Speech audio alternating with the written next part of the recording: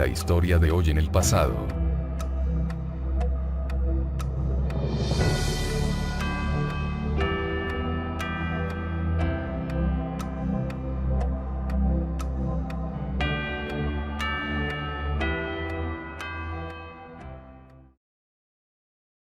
La historia de hoy en el pasado.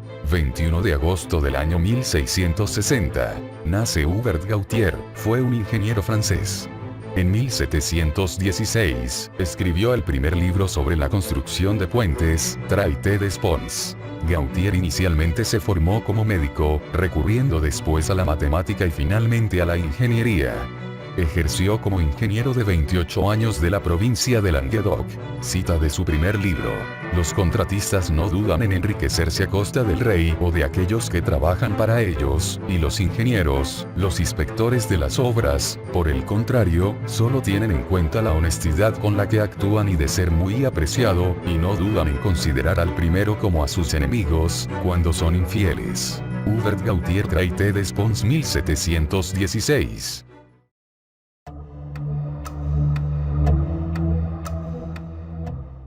La historia de hoy en el pasado. 21 de agosto del año 1792. La Revolución Francesa fue un conflicto social y político, con diversos periodos de violencia, que convulsionó Francia y, por extensión de sus implicaciones, a otras naciones de Europa que enfrentaban a partidarios y opositores del sistema conocido como el Antiguo Régimen. Se inició con la autoproclamación del Tercer Estado como Asamblea Nacional en 1789 y finalizó con el golpe de Estado de Napoleón Bonaparte en 1799. La guillotina, que fue el instrumento de ejecución de entre 35.000 a 40.000 personas durante la época del terror.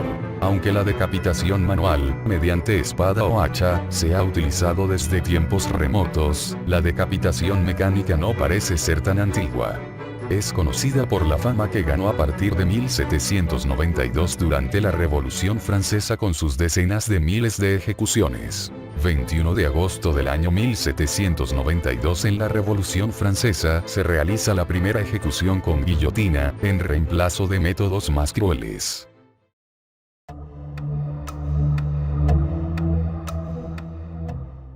La historia de hoy en el pasado. 21 de agosto del año 1798. Nace Jules Michelet, fue un importante historiador francés. Nació en París, en una familia calvinista, hugonotes. Su padre era maestro de imprenta, aunque no muy próspero, y Jules le ayudaba en el trabajo de impresión. Le habían ofrecido un puesto en la imprenta imperial, pero su padre lo envió al célebre colegio del Lycée Charlemagne, donde fue alumno destacado. Aprobó el examen universitario en 1821, y fue rápidamente nombrado profesor de historia en el Collège Rollin. Se casó poco después, en 1824. Este fue uno de los periodos más favorables para los eruditos y los hombres de letras de Francia, y Michelet tenía padrinos poderosos en Abel François Villemain y Victor Cousin, entre otros. Aunque era un político apasionado, Michelet era sobre todo un hombre de letras y un investigador de historia. Sus primeras obras fueron textos escolares. Entre 1825 y 1827, produjo diversos esbozos, tablas cronológicas, etc., de la historia moderna. El mismo año de 1827, fue nombrado maestro de conferencias en la Escuela Normal Superior de París. 4 años después, en 1831, su Introduction à l'Histoire universelle muestra un estilo muy distinto, exhibiendo la idiosincrasia y el poder literario del escritor, desplegando también las cualidades de visionario especializado que hacen a Michelet más estimulante, aunque menos digno de confianza como historiador. Expone su visión de la historia como un largo combate de la libertad contra la fatalidad. Los acontecimientos de 1830 lo situarán en una posición mejor para desarrollar sus estudios, al obtener un puesto en los archivos nacionales, así como un título de asistente del profesor François Guizot en la Facultad de Literatura de la Universidad de la Sorbona. Poco después, Michelet inicia su principal obra monumental, su Histoire de France, que tardó 30 años en completar. Acompaña al mismo tiempo la producción de numerosos títulos adicionales.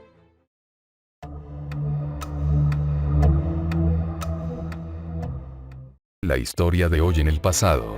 21 de agosto del año 1842. María de la Soledad Leona Camila Vicario Fernández de San Salvador, más conocida como Leona Vicario, fue una de las figuras más destacadas de la Guerra de Independencia de México, donde se dedicó a informar a los insurgentes de todos los movimientos que podían interesarles y que ocurrían en la capital del virreinato. Miembro de los Guadalupes, financió con su propia fortuna la insurgencia. Fue una de las primeras mujeres periodistas de México. Impulsora del feminismo y de la cultura, se enfrentó a numerosos riesgos y penurias para difundir la ideología de los libertadores. Le fue concedido el título honorífico de Benemérita y Dulcísima Madre de la Patria. Por el Congreso de la Unión, su nombre está inscrito con letras de oro en el muro de honor del Palacio Legislativo de San Lázaro, sede de la Cámara de Diputados de México.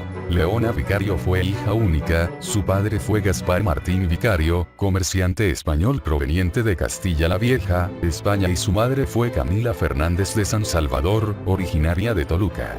Adquirió una esmerada educación. Cultivó las ciencias, las bellas artes, la pintura, el canto y la literatura. Cuando sus padres fallecieron, ella quedó a cargo de su tío Agustín Pomposo Fernández de San Salvador. En 1811 conoció a Andrés Quintana Roo, un estudiante de leyes procedente de Yucatán, que trabajaba en el despacho de Fernández de San Salvador. Ambos quedaron enamorados, y Andrés solicitó la mano de Leona, pero su tío le negó, argumentando que el joven era pobre. Ante la forzosa separación, Leona buscó la manera de ayudar por cuenta propia a la causa insurgente. Desde 1810, Leona Vicario formó parte de una sociedad secreta llamada Los Guadalupes, cuyos integrantes conformaron una especie de red, a través de correos con Miguel Hidalgo y Costilla y José María Morelos y Pavón, debido a que pertenecían a la sociedad virreinal, y eso les permitía tener acceso a información que otros insurgentes no tenían. Además, dio cobijo a fugitivos, envió dinero y medicinas y colaboró con los rebeldes, transmitiéndoles recursos, noticias e información de cuantas novedades ocurrían en la corte virreinal. Ferviente proselitista de la causa insurgente, a finales de 1812 convenció a unos armeros vizcaínos para que se pasaran al bando insurgente, trasladándose a Tlalpujahua, localidad en la que estaba instalado el campamento de Ignacio López Rayón, donde se dedicaron a fabricar cañones financiados con la venta de sus joyas y bienes. En marzo de 1813, uno de sus correos fue interceptado. Leona, al enterarse, huyó con rumbo a Michoacán. Su tío logró que la recluyeran en el colegio de Belén de las Mochas, en vez de ser enviada a la cárcel. La Real Junta de Seguridad y Buen Orden la procesa según la justicia, fue sometida a interrogatorio y se presentaron las pruebas que la inculpaban. Nunca delató a sus compañeros. En mayo de 1813, 3 insurgentes disfrazados de oficiales virreinales la ayudaron a escapar rumbo a Tlalpujahua, Michoacán, donde contrajo matrimonio con Andrés Quintana Roo. A partir de entonces se mantuvo junto a su esposo al servicio de la insurgencia y del Congreso de Chilpancingo. Fallece 21 de agosto del año 1842.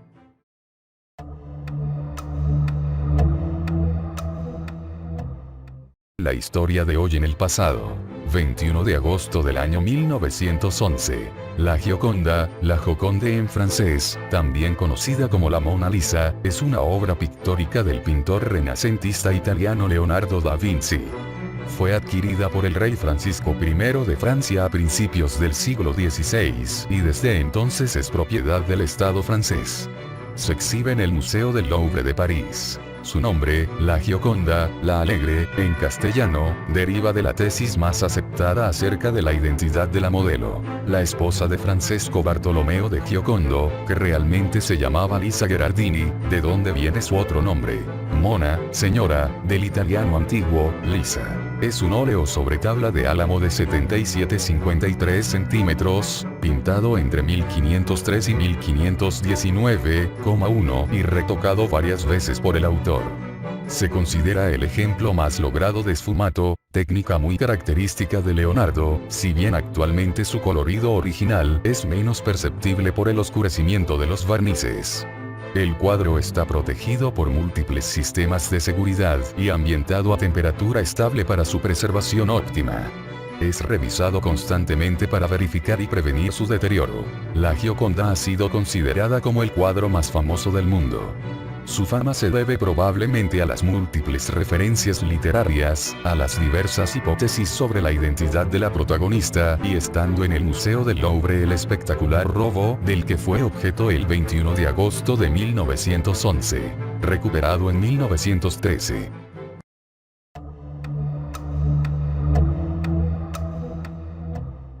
La historia de hoy en el pasado. 21 de agosto del año 1986. La catástrofe de 1986. En Camerún el 21 de agosto de 1986, una nube de dióxido de carbono que se escapó del lago Níos, mató a unas 1.800 personas y 6.000 cabezas de ganado. Hasta 1 kilómetro de gas, desplazándose a casi 50 kilómetros por hora, bajo los valles circundantes, expandiéndose unos 23 kilómetros a la redonda. A medida que avanzaba, el pesado gas se ceñía al terreno, desalojando el aire y asfixiando a personas y animales. Algunos testigos afirman que aproximadamente a las 21 h, hora local, escucharon algo similar a una explosión, y vieron cómo sus animales morían. Solo 4 personas lograron sobrevivir de las 1.300 que habitaban la localidad de Níos. Se trata de la erupción límnica más grave de la historia. La emanación de esa gran nube de gas tóxico fue provocada por el agua del lago al saturarse de dióxido de carbono que se filtró de los manantiales subterráneos. Se cree que el gas se desprendió del fondo del lago debido a un derrumbe o un sismo. Desde 1990, un equipo de científicos franceses ha trabajado para desgasificar el lago, y se ha instalado una serie de tuberías a fin de prevenir las formaciones de dióxido de carbono.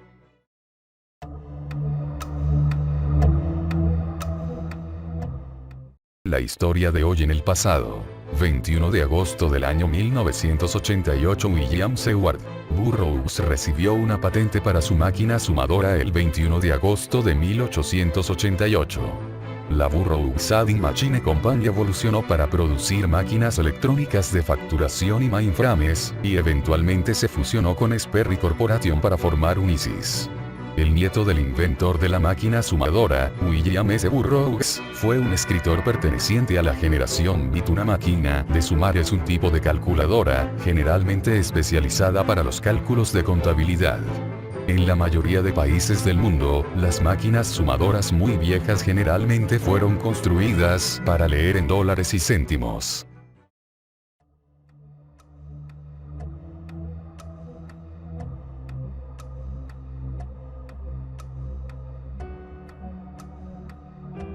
La historia de hoy en el pasado.